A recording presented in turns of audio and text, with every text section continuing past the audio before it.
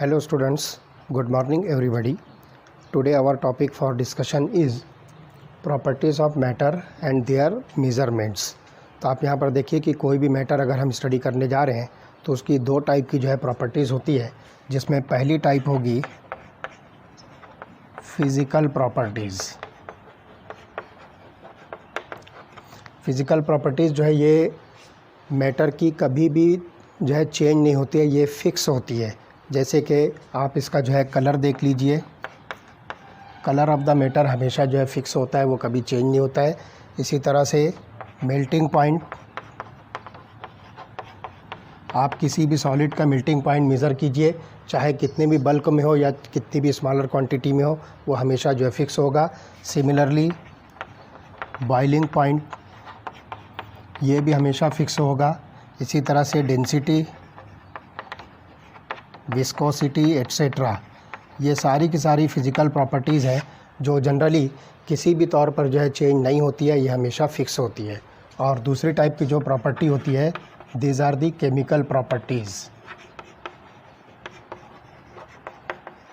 Chemical properties जो है ये मैटर की जो है डिफरेंट होती है, चेंज होती है। केमिकल रिएक्शंस जब होती है उसके बीच में तो प्रॉपर्टी जो है चेंज होती है। एक सब्सटेंस अगर किसी दूसरे नए सब्सटेंस में किसी केमिकल रिएक्शन से अगर कम रिएक्ट होकर किसी दूसरे नए सब्सटेंस में कन्वर्ट हो रहा है तो उसकी प्रॉपर्टी जो है चेंज होगी। जैसे कि कंबस्टिबिलिटी है, तो कोई एक सब्सटेंस जो कंबस्टिबल है वो जब ऑक्सीजन के प्रेजेंस में बर्न होगा तो वो जनरली कार्बन डाइऑक्साइड में जो है कन्वर्ट होगा या किसी और अपने जो है ऑक्साइड के अंदर जो है कन्वर्ट होगा। तो ये कंबस्टिबिलिटी प्रॉपर्टी ये केमिकल प्रॉपर्टी है जो वेरिएबल होती है। ऐसी और भी बहुत सारी जो है केमिकल प्रॉपर्टीज़ होती है जो जनरली जो है वेरिएबल होती है, चेंज होती है। तो केमिकल रिएक्शंस के ज़रिए से ये सब्सटेंसेस जो है न्यू सब्सटेंसेस में फॉर्म होते हैं and definitely their property will change. तो देखते हैं physical property can be measured और observed without changing the identity of और the composition of the substance. जैसे कि मैंने बताया कि आइडेंटिटी और कंपोजिशन ऑफ द सब्सटेंस को चेंज किए बिना फिज़िकल प्रॉपर्टीज़ को हम जो है स्टडी कर सकते हैं, जबकि chemical properties requires a chemical change to occur. तो इसके अंदर जो है केमिकल चेंज जो है होना चाहिए। जैसे कि एसिडिटी है, बेसिसिटी है और कंबस्टिबिलिटी है, ये सब के सब जो है ये केमिकल प्रॉपर्टीज़ है जिसके अंदर जो है कुछ ना कुछ केमिकल रिएक्शन होती है, केमिकल चेंज होता है। तो चलते हैं देखते हैं कि मेज़रमेंट ऑफ फिज़िकल प्रॉपर्टीज़ हम जो है किस तरह से स्टडी करेंगे। तो let us see measurement of physical properties. तो जो मेज़रमेंट हम यहाँ पर स्टडी कर रहे हैं तो इसमें हम फिज़िकल प्रॉपर्टीज़ देखेंगे। तो quantitative measurement of properties is required for scientific investigation. Many properties such as length, area, volume etc. are quantitative in nature. Length है, मास है, एरिया है, वॉल्यूम है, ये सब के सब जो है ये प्रॉपर्टीज़ जो है ये क्वांटिटेटिव होती है। इनकी कुछ ना कुछ प्रॉपर्टी की जो है क्वांटिटी होती है। तो एनी क्वांटिटी ऑब्जर्वेशन और measurement is represented bye a number followed by its unit. अब आप जो है कोई सी भी फिज़िकल क्वांटिटी अगर मेज़र करने जा रहे हो तो उसको एक कुछ पर्टिकुलर नंबर से जो हम इंडिकेट करेंगे और उसके साथ में उसकी यूनिट हम लिखेंगे। जैसे आप जो है लेंथ ऑफ द रूम अगर आप लिखते हो, for example length of the room can be measured as 6 metre. For example length of room, तो आप इसको लिखोगे फॉर एग्ज़ाम्पल 6m। तो यहाँ पर जो ये 6 जो आपको दिख रहा है ये नंबर है और m जो है ये मीटर का जो है सिंबल है। तो लेंथ की जो क्वांटिटी है मेज़रमेंट की वो मीटर में होती है, तो मीटर को हम जो है स्मॉल m से जो है रिप्रेजेंट करेंगे। तो इस तरह से यहाँ पर जो है the unit in which the length is measured, तो ये जो हम यहाँ पर इसको जो है मीटर जिसको स्मॉल m से जो हम रिप्रेजेंट करेंगे।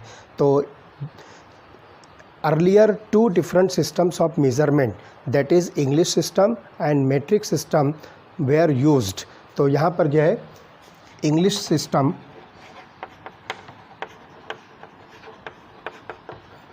और दूसरा मेट्रिक सिस्टम, ये दो सिस्टम ऑफ मेज़रमेंट जो है अर्लियर एरा में जो है यूज़ किए जाते थे। तो यहाँ पर जो है पूरे वर्ल्ड के अंदर तो देखिए यहाँ पर metric system originated in France in late 18th century. तो मेट्रिक सिस्टम जो है फ्रांस के अंदर ओरिजिनेट हुआ 18th सेंचुरी के अंदर। was more convenient as it was based on decimal system। ये जो है ज़्यादा मोस्ट कन्वीनियंट मोस्ट रिफरेबल जो है यूनिट सिस्टम है मेज़रमेंट का, क्योंकि इसके अंदर जो है आपको डेसिमल सिस्टम जो है इसका जो है अरेंजमेंट मिलेगा। तो let need a common standard system was filled by scientific community, such system was established in 1960। तो अब यहाँ पर जो मेट्रिक सिस्टम के बाद जो है यहाँ पर कुछ ऐसा कॉमन सिस्टम जो है मेज़रमेंट का जो है लोगों ने जो है चाहत की, और आगे चलने के बाद जो है 1960 में एक नया सिस्टम जो है लॉन्च हुआ, एक नया सिस्टम जो है इस्टेब्लिश हुआ, और उस सिस्टम को हम जो है SI यूनिट सिस्टम जो है कहेंगे, that is international system of units. तो आप यहाँ पर देखिए कि इंटरनेशनल सिस्टम ऑफ यूनिट्स क्या है। इंटरनेशनल सिस्टम ऑफ यूनिट्स, जिसको हम शॉर्ट में SI यूनिट जो है कहेंगे, SI यूनिट। तो SI यूनिट जो है ये एक्चुअली ये फ्रेंच के अंदर जो है इसको ली सिस्टम इंटरनेशनल डी यूनाइटेस, ली सिस्टम इंटरनेशनल डी यूनिटेस। तो इस तरह से हम इसको जो है SI यूनिट जो है कंसिडर करेंगे। तो SI unit has 7 base units and these units obtain to the same to some fundamental scientific quantities. तो यहाँ पर जो है 7 फंडामेंटल और बेस यूनिट्स हैं जो यहाँ पर जो है हम क्वांटिटीज़ को मेज़र करने के लिए जो है यूज़ करेंगे। और वो 7 फंडामेंटल और बेस यूनिट्स क्या है, let us see one by one. तो SI यूनिट्स के अंदर हम जो है 7 फंडामेंटल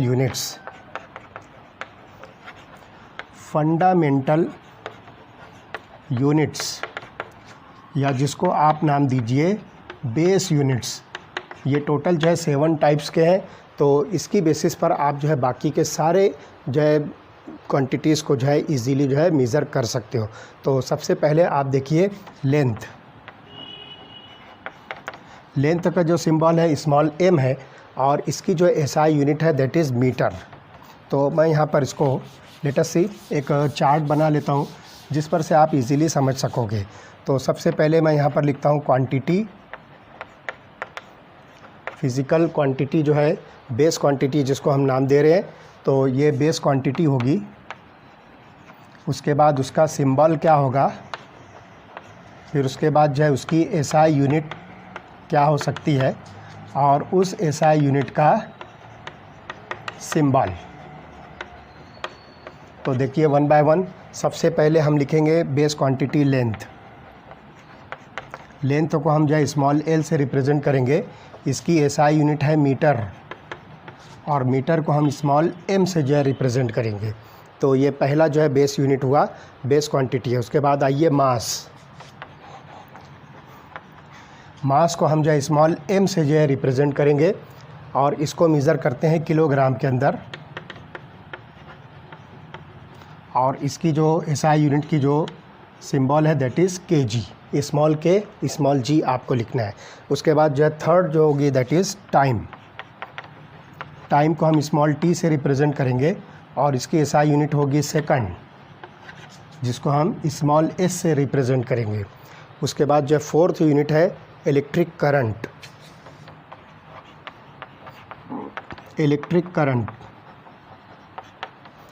करंट को हम जो है कैपिटल I से रिप्रेजेंट करेंगे, और इसकी SI यूनिट जो होगी that is ampere, and it is indicated by capital A।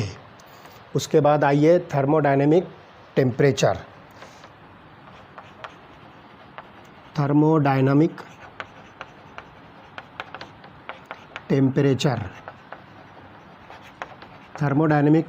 को हम यहाँ पर जो है कैपिटल T से रिप्रेजेंट करेंगे, और इसकी यूनिट जो होगी दैट इज़ केल्विन, और इसका जो सिंबल होगा दैट इज़ कैपिटल K। उसके बाद जो है अमाउंट ऑफ सब्सटेंस हम लेंगे, अमाउंट ऑफ सब्सटेंस जिसको हम जो है स्मॉल n से रिप्रेजेंट करेंगे, और उसकी जो SI यूनिट होगी that is mole, and it is represented by MOL that is mole. और लास्ट जो सेवन्थ फंडामेंटल यूनिट है, दैट इज़ फंडामेंटल क्वांटिटी है, दैट इज़ ल्यूमिनस इंटेंसिटी। तो लास्ट हम यहाँ लिखेंगे ल्यूमिनस इंटेंसिटी, जिसको हम आई न्यू से रिप्रेजेंट करेंगे, और इसकी जो एसआई यूनिट है that is candela and it is represented bye CD।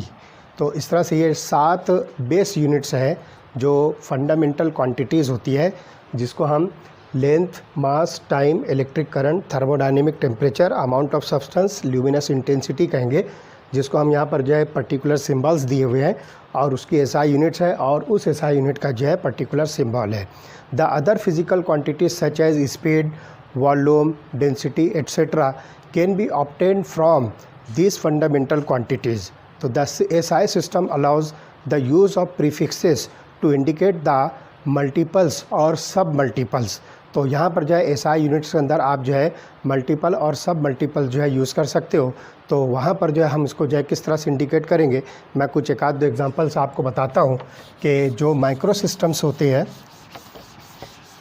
और जो मैक्रो सिस्टम होगा उसको हम जो है किस तरह से इंडिकेट करेंगे। तो मल्टीपल्स और सब मल्टीपल्स में हम इसको जो है किस तरह से रिप्रेजेंट करेंगे। तो देखिए यहाँ पर 10⁻⁻24 एक मतलब जो है आप यूनिट के अंदर जो है यूज़ करोगे 10⁻24, इसको जो हम योक्टो कहेंगे। This is called yocto and it is indicated by small y। आप इसको जो है स्मॉल y से जो है रिप्रेजेंट करोगे। इसी तरह से आप देखोगे कि फॉर एग्ज़ाम्पल 10⁻18 को हम जो है एटो से रिप्रेजेंट करेंगे। 10⁻18 इज़ रिप्रेजेंटेड एज एटो और इसको हम यहाँ पर जो है स्मॉल a लिखेंगे। इसी तरह से 10⁻15 जो है फेमटो होगा। This is femto and indicated by small f। इसी तरह से आप देखिए कि 10⁻2 जो होगा उसको हम सेंटी से रिप्रेजेंट करेंगे, centi and indicated by small c। इसी तरह से आप देखिए जो 10⁻2 होता है उसको हम हेक्टो कहेंगे। 10⁻2 को हम हेक्टो कहेंगे, it is represented by small h। इसी तरह से आप देखोगे कि 10⁻3 को हम जो है किलो कहेंगे। 10⁻3 is called kilo indicated by small k। इसी तरह से आप देखोगे कि 10⁻6 को हम जो है मेगा कहेंगे। 10⁻6 is called mega indicated by capital M। इसी तरह से 10⁻9 को हम जो है गीगा कहेंगे। 10⁻9 इज़ कॉल्ड गीगा और इसको हम जो है कैपिटल G से रिप्रेजेंट करेंगे। इस तरह से और भी बहुत सारे मल्टीपल्स और सब मल्टीपल्स हैं। आप अपनी बुक के अंदर देखिए पूरा एक चार्ट बना हुआ है मल्टीपल्स और सब मल्टीपल्स का, उसकी आप अच्छे से स्टडी कीजिए, क्योंकि केमिस्ट्री के अंदर जो सब्सटेंसेस है उसके मेज़रमेंट के अंदर ये मल्टीपल और सब मल्टीपल यूनिट जो है मेज़रमेंट की यूज़ की जाती है। तो आप उस चार्ट की जो अच्छी तरह से स्टडी कीजिए और आपको समझ में आ जाएगा कि कौन से यूनिट को हम जो है क्या नाम देते हैं और उसका जो है किस तरह से रिप्रेजेंटेशन जो है सिंबल दिया गया है। वो आपकी बुक के अंदर पूरा एक चार्ट दिया हुआ है, you can study that chart properly. तो यहाँ पर हम जो स्टॉप करते हैं। इसके बाद वाला लेक्चर जो होगा कि जो मेज़रेबल प्रॉपर्टीज़ होती है, जो फिज़िकल क्वांटिटीज़ होती है वो कौन कौन सी है और उसकी जो है एसआई यूनिट्स क्या होती है, उसकी डेफिनेशन क्या होती है, इसके बाद वाले लेक्चर में हम स्टडी करने वाले हैं। ओके,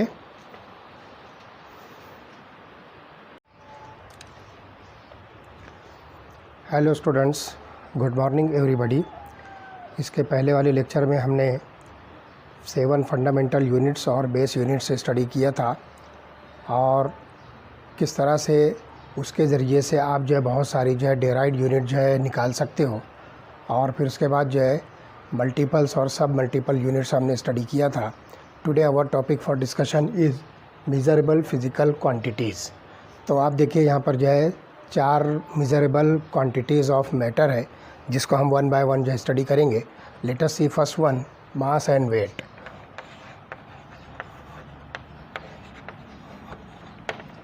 तो हम इसमें देखेंगे कि मास और वेट का डिफरेंस क्या है। तो let us see, mass of a substance is the amount of matter present in it.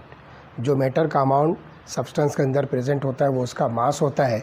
While weight is the force exerted by gravitation on an object. तो ग्रेविटेशनल फोर्स जो ऑब्जेक्ट के ऊपर पड़ती है, that force is nothing but weight of the substance. तो यहाँ पर देखिए कि mass is a constant quantity, mass जो है कभी बदलता नहीं है, बट द वेट में vary from one place to another place due to change in gravity. आप जैसे जैसे जो है ग्रेविटेशनल फोर्स के हिसाब से सेंटर ऑफ द अर्थ के करीब या दूर जाओगे, उसके हिसाब से ग्रेविटेशनल फोर्स जो है ये चेंज होते रहेगी, और weight of the substance will also change. तो mass of a substance can be determined accurately in laboratory by using analytical balance. तो यहाँ पर जो है लेबोरेटरी में एनालिटिकल बैलेंस हम यूज़ करते हैं किसी भी सब्सटेंस का मास कैलकुलेट करने के लिए। तो एनालिटिकल बैलेंस जो है बिल्कुल एक्यूरेट मेज़रमेंट देता है। SI unit of mass is kilogram. तो आप यहाँ पर देखिए एसआई यूनिट जो होगी दैट इज़ किलोग्राम, जिसको आप जो है केजी से रिप्रेजेंट करोगे, but this is the larger unit. तो इसका जो फ्रैक्शन होगा वो ग्राम होगा, जो हम लेबोरेटरी के अंदर जो है मेज़र करते हैं, तो फ्रैक्शन यूनिट जो उसकी होगी दैट इज़ अ ग्राम, और इसको हम जो स्मॉल जी से रिप्रेजेंट करते हैं। अब देखिए किलोग्राम और ग्राम का जो आपस का रिलेशनशिप है वो क्या है। तो let us see 1 kilogram is equal to 100 grams. तो ये इंटर कन्वर्जन आपको जो है पता होना चाहिए। तो दिस स्मॉलर यूनिट और fractional unit gram is used in laboratory due to smaller amounts of chemicals used in chemical reactions. हम जो है केमिस्ट्री लैब के अंदर केमिकल रिएक्शंस के लिए बहुत स्मॉलर क्वांटिटी सब्सटेंसेस की या केमिकल्स की यूज़ करते हैं, इसलिए किलोग्राम की बजाय हम यहाँ पर ग्राम वाली यूनिट जो है यूज़ करेंगे। So this is about the mass and weight. उसके बाद जो सेकंड मेजरेबल प्रॉपर्टी जो होगी that is volume.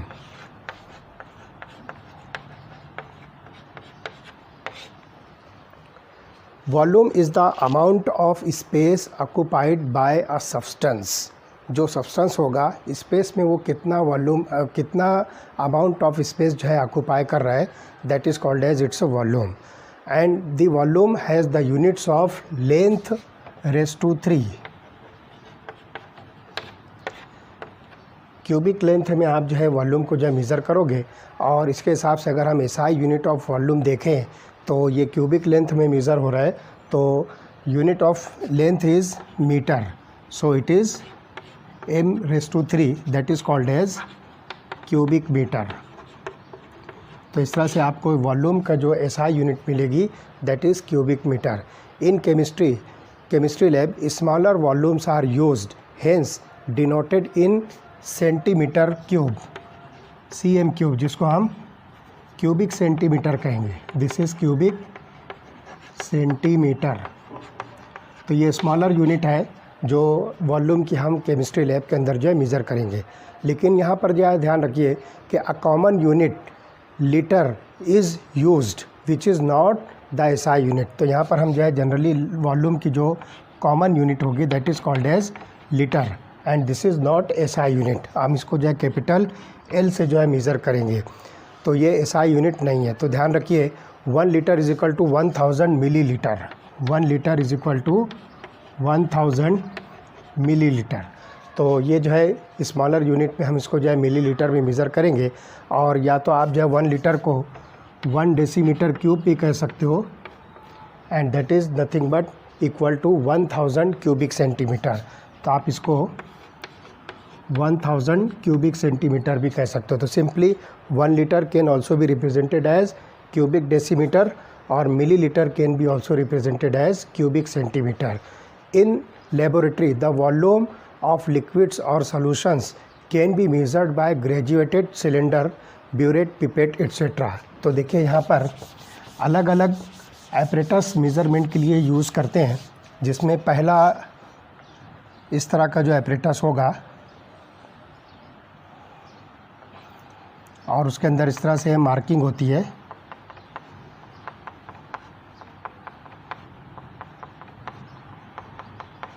like this is called as graduated cylinder, या आप इसको सिंपली मेजरिंग सिलेंडर भी कह सकते हो। तो अलग अलग साइज़ का ये मतलब अलग अलग वॉल्यूम का जो है सिलेंडर आपको मिलेगा।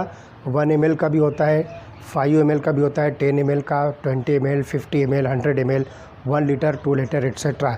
जैसे भी रिक्वायरमेंट हो गई उसके हिसाब से हम यहाँ पर जो है ग्रेजुएटेड सिलेंडर जो है यूज़ कर सकते हैं मेज़रमेंट के लिए। से फॉर एग्जांपल ये अगर 10 ml का है तो यहाँ पर देखिए 1 2 3 अप टू 10 ml यहाँ पर जो इसका मेज़रमेंट होगा, तो नीचे से इसकी जो स्केल शुरू होती है। तो ये जो है एक एपरेटस है जिसके ज़रिए से आप जो है वॉल्यूम को मेज़र कर सकते हो। उसके बाद जो है ब्यूरेट होती है, एक लॉन्ग ट्यूब होती है और इस ट्यूब के नीचे जो है एक स्टॉप कॉक लगा होता है और यहाँ पर जो इसके स्केल्स बनी होती है। This is called as burette. एक बात यहाँ पर बस ध्यान रखना है कि ब्यूरेट भी अलग अलग वॉल्यूम की होती है और इसका वॉल्यूम जो है ऊपर से स्टार्ट होता है। इसकी जो काउंटिंग होती है वॉल्यूम की वो ऊपर से स्टार्ट होती है, मतलब पहली जो लाइन यहाँ पर टॉप पर होगी वो 0 की होगी और इस तरह से आपको जो है 1 2 3 अप टू फॉर एग्ज़ाम्पल ये 50 ml की है तो 50 जो है सबसे लास्ट में होगा। तो जितना भी वॉल्यूम आपको मेज़र करना है ये कॉर्क को खोलकर आप उतना लिक्विड जो है यहाँ से जो निकाल लीजिए, तो यहाँ पर आपको जो बहुत इजीली इसकी जो है वॉल्यूम का मेज़रमेंट आपको मिल जाएगा। This is called as burette. उसके बाद एक एपरेटस होता है पिपेट। इस तरह की एक लॉन्ग ट्यूब होती है जिसमें 2 सेफ्टी बल्ब होते हैं। ये जो है सेफ्टी बल्ब है, से फॉर एग्ज़ाम्पल ये 10 ml की होती है और यहाँ पर एक मार्किंग होती है। तो आप कोई भी लिक्विड या सॉल्यूशन को आप जो है सक कीजिए और सक करने के बाद जो है इस मार्किंग तक के जो आप इसको सेट कीजिए उस लिक्विड को, तो ये मेज़रमेंट आपको जो है 10 ml का मिलेगा। ये 2 सेफ्टी बल्ब होते हैं ताकि वो लिक्विड आपके मुंह में ना जाने पाए। तो this is called as pipette. उसके बाद ध्यान रखिए कि a volumetric flask is used to prepare known volume of a solution. तो देखिए वॉल्यूमेट्रिक फ्लास्क जो है इस तरह की होती है, एक लॉन्ग नेक की जो है फ्लास्क होती है और नीचे जो है इस तरह से, और यहाँ पर एक मार्किंग होती है। से फॉर एग्ज़ाम्पल ये 100 मिलीलीटर है, आपको जो है कोई भी सॉल्यूशन जो है एग्जैक्ट 100 मिलीलीटर का प्रिपेयर करना है तो वो सॉल्यूशन आप जो है इस मार्किंग तक के जो है आप फिल कीजिए, तो ये मेज़रमेंट आपको जो है 100 ml का देगा। This is called as volumetric flask.